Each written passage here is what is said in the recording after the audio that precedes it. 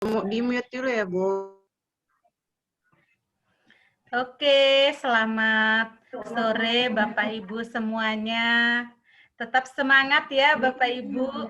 Hari ini kita akan mulai latihan simulasi untuk IHT.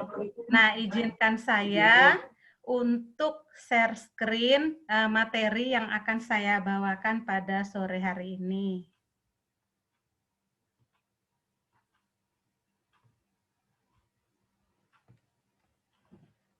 Oke, Bapak Ibu, materinya sudah tampak belum?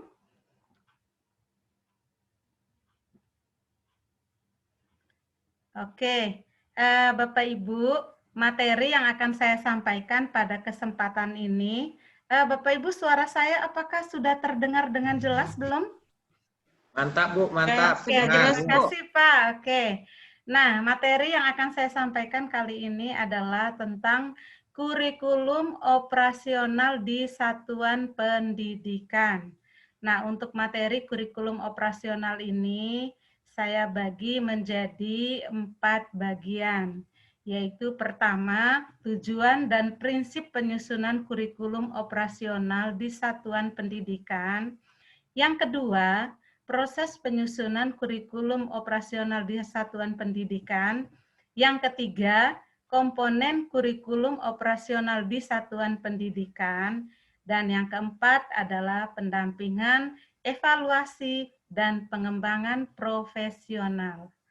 Nah, kita mulai yang pertama.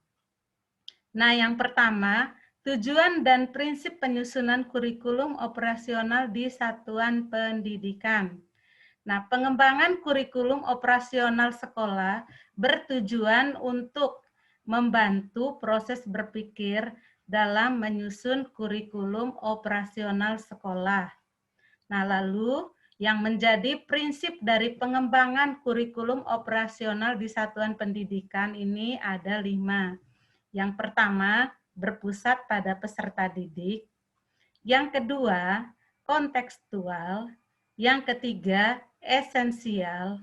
Yang keempat, akuntabel. Dan yang kelima, melibatkan berbagai pemangku kepentingan.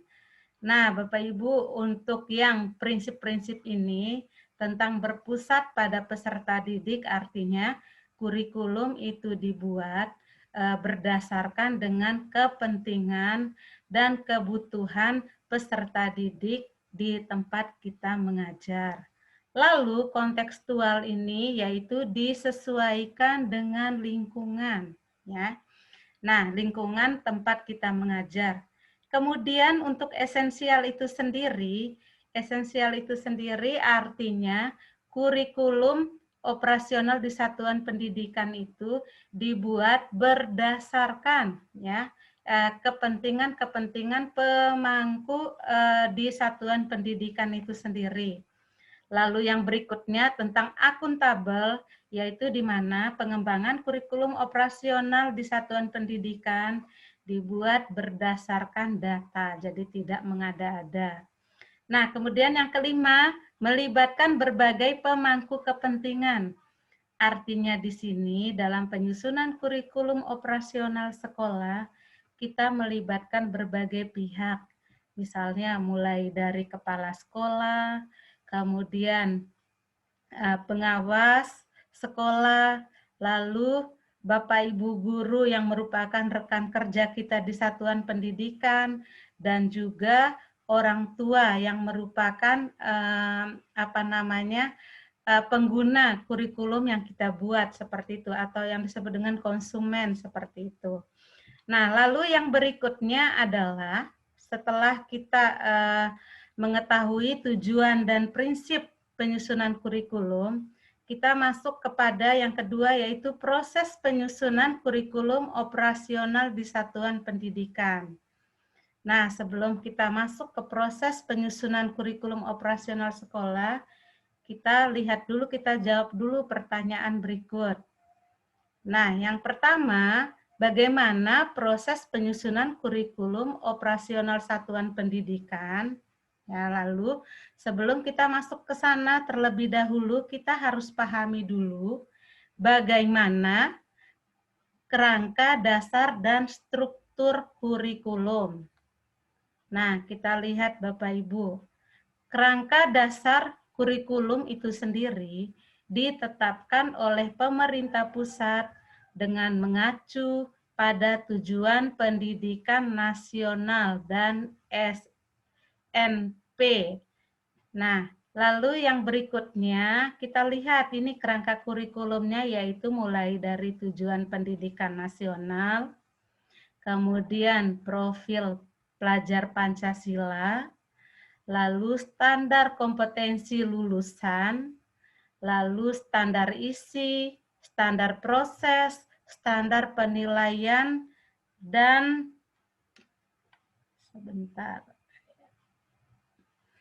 standar lainnya. Kemudian struktur kurikulum, standar proses itu ada struktur kurikulum, capaian pembelajaran, lalu prinsip pembelajaran dan asesmen. Nah, dari capaian pembelajaran itu sendiri, kemudian kita membuat visi dan misi satuan pendidikan sesuai dengan konteks dan kebijakan lokal.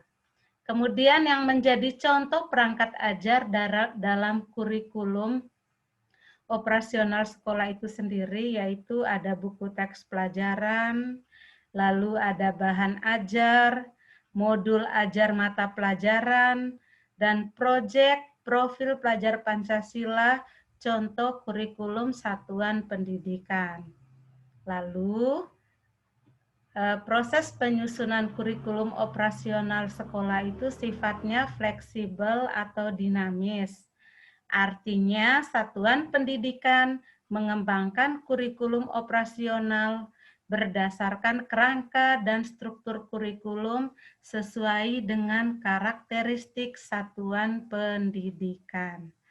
Oke, Bapak Ibu, kita lanjut. Yang berikutnya adalah memahami kerangka dasar dan struktur kurikulum. Nah, yang dimaksud dengan tujuan pendidikan nasional adalah ini dijadikan rujukan dalam penyelenggaraan pendidikan di Indonesia. Dan yang kedua adalah profil pelajar Pancasila. Nah, berperan menjadi penuntun arah yang memandu segala kebijakan dan pembaharuan dalam sistem pendidikan Indonesia, termasuk kurikulum pembelajaran dan asesmen. Lalu yang ketiga adalah standar nasional pendidikan. Nah, standar nasional pendidikan itu sendiri dijadikan sebagai kerangka dan sudah diterjemahkan pada struktur kurikulum, prinsip pembelajaran dan asesmen, serta capaian pembelajaran.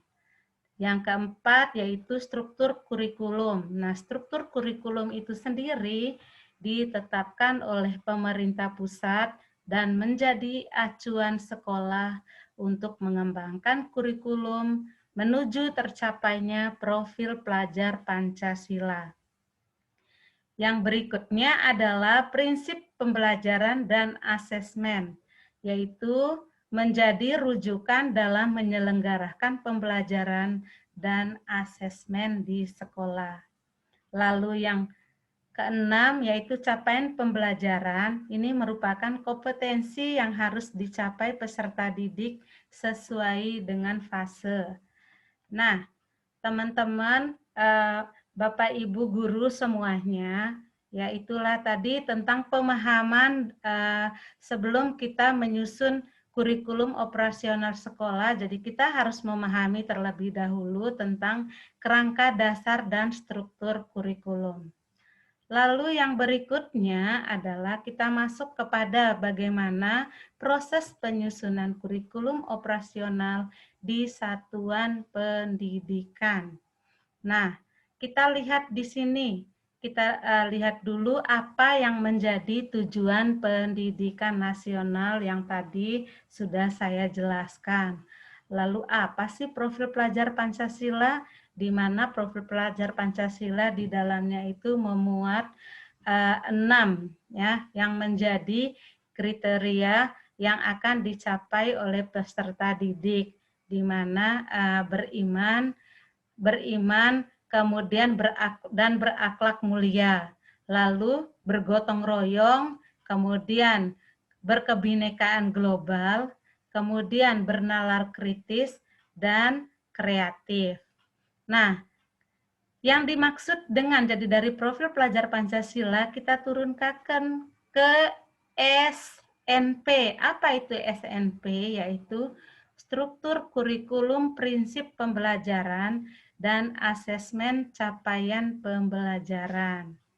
Nah, kemudian kita masuk ya yang berikutnya yaitu bagaimana tadi cara menyusun kurikulum operasional itu sendiri. Tadi sifatnya apa? Fleksibel atau dinamis. Nah, kita buat dulu, kita analisis dulu konteks karakteristik satuan pendidikan. Lalu setelah kita sudah menganalisis karakteristik satuan pendidikan, lalu kita rumuskan visi, misi, dan tujuan pendidikan di satuan pendidikan sekolah kita masing-masing. Yang ketiga, menentukan pengorganisasian pembelajaran. Dan yang keempat, menyusun rencana pembelajaran. Kemudian yang kelima, merancang pendampingan evaluasi dan pengembangan profesional. Lalu yang berikutnya adalah evaluasi jangka pendek baik dalam tahap semester maupun tahunan. Jadi evaluasi itu sendiri ada jangka panjang 4 sampai 5 tahun. Nah, yang berikutnya adalah komponen kurikulum operasional di satuan pendidikan itu saya bagi menjadi 2. Jadi ada komponen utama yang ditinjau setiap 4 sampai 5 tahun. Apa saja yang ditinjau selama 4 sampai 5 tahun? Yaitu yang pertama, karakteristik satuan pendidikan. Kemudian yang kedua, visi, misi, dan tujuan. Nah, karakteristik satuan pendidikan itu sendiri dari analisis konteks dirumuskan karakteristik sekolah yang menggambarkan keunikan sekolah dalam hal peserta didik, sosial, budaya, guru, dan tenaga kependidikan. Nah, itu tadi yang menjadi karakteristik satuan pendidikan. Lalu visi, misi, dan tujuan. Nah, visi yaitu menggambarkan bagaimana peserta didik menjadi subjek dalam tujuan jangka panjang sekolah dan nilai-nilai yang dituju. Nah, yang kedua dari misi ini adalah nilai-nilai yang mendasari penyelenggaraan pembelajaran agar peserta didik dapat mencapai profil pelajar Pancasila. Kemudian yang berhubungan dengan misi adalah di mana misi ini menjawab bagaimana sekolah mencapai visi. Lalu nilai-nilai penting yang dipegang selama menjalankan misi. Nah, yang ketiga ini adalah tujuan. Tujuan akhir dari kurikulum sekolah yang berdampak kepada peserta didik. Dan yang kedua, tujuannya adalah menggambarkan patok-patok atau milestone penting dan selaras dengan misi. Nah, yang ketiga tujuannya adalah strategi sekolah untuk mencapai tujuan pendidikannya. Dan yang keempat, kompetensi atau karakteristik yang menjadi kekhasan lulusan sekolah tersebut dan selaras dengan profil pelajar Pancasila.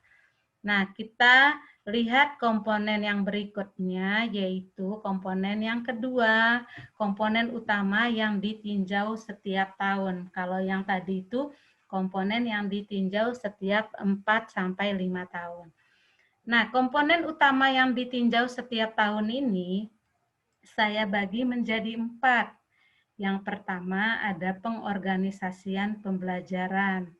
Nah, pengorganisasian pembelajaran ini termasuk di dalamnya ada kegiatan intrakurikuler, kemudian proyek penguatan profil pelajar Pancasila, dan yang ketiga adalah ekstrakurikuler, di mana kegiatan intrakurikuler ini berisi muatan atau mata pelajaran dan muatan tambahan lainnya jika ada mulok.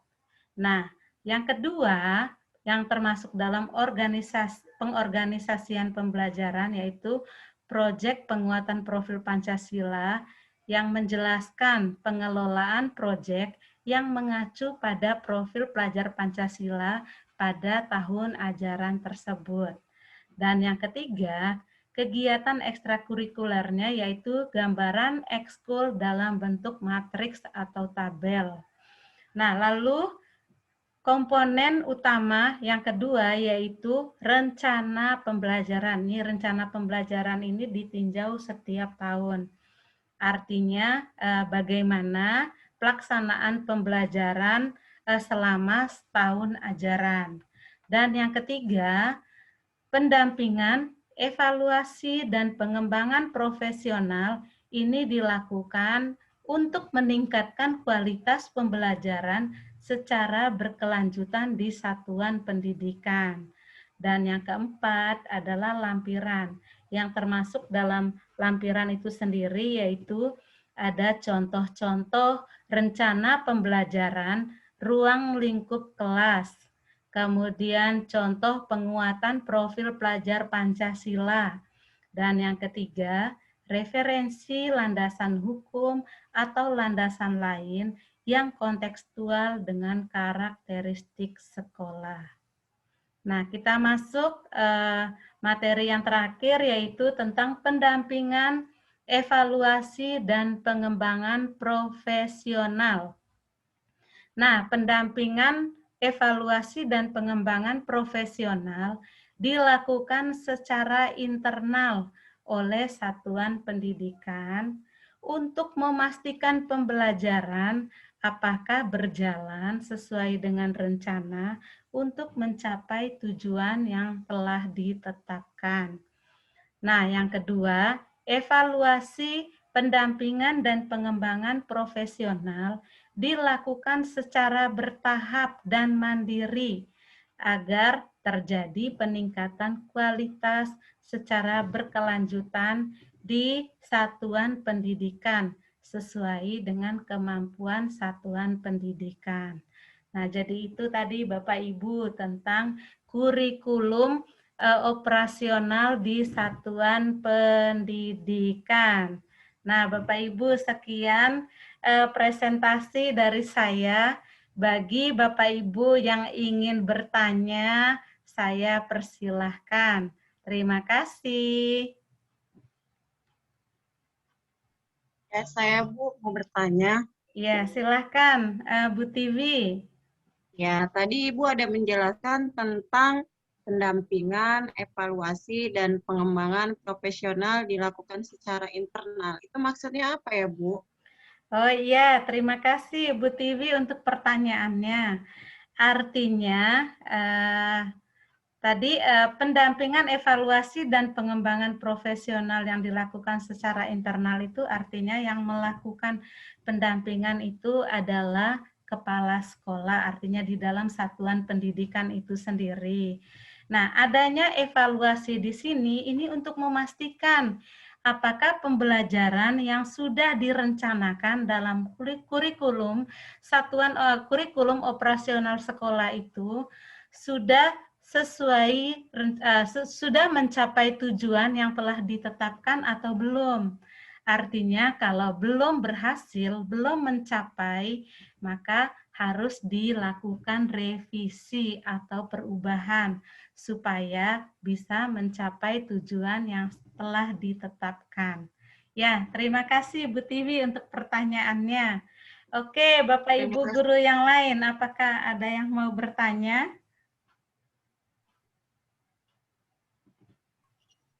Cukup. Oke, Cukup, Bu. terima kasih Mantap, Bapak Bu Ibu Yus. semuanya. Oke, saya stop Bu. share screen dulu, lalu saya simpan rekamannya.